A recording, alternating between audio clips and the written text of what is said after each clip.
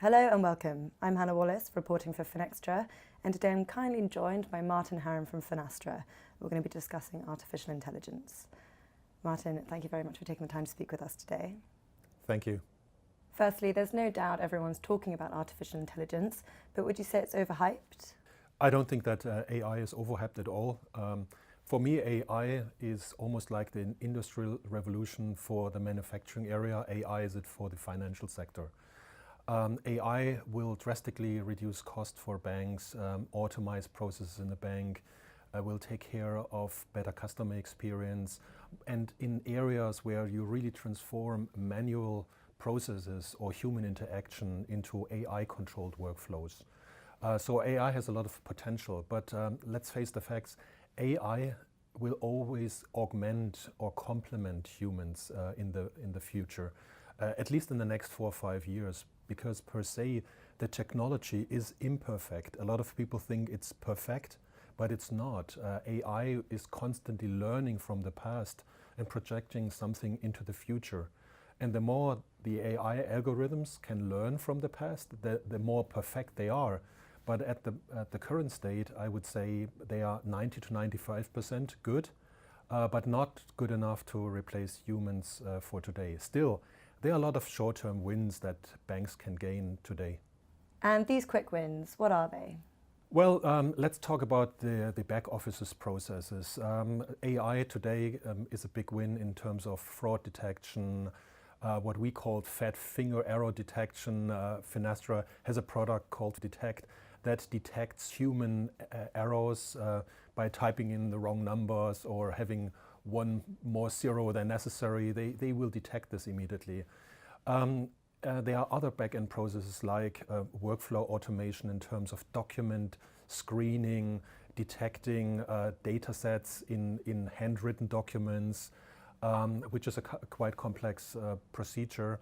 And then, of course, it has a lot of front office implications on customers out there. When you think about chatbots on the retail side, or if you think in the investment banking areas, when we talk about robo-advisor services. Ultimately, speech and voice recognition is a big topic. Even robotics and humanoids might take a position in banks. Think about ATM machines that could be in the future replaced by humanoids like Sophia that we just showed recently in one of our Finastra Universe events. And do you think customers can expect artificial intelligence in their bank branches soon? So first of all, we have to talk about who's in charge for AI within a bank. Does the bank really have an AI strategy, and who is driving that strategy in the bank? There's a lot of discussion around that. Is it the chief digital officer? Is it the chief marketing officer? Is it the chief customer experience officer? Who is in charge? And therefore, you need first to define an end-to-end AI strategy for the bank.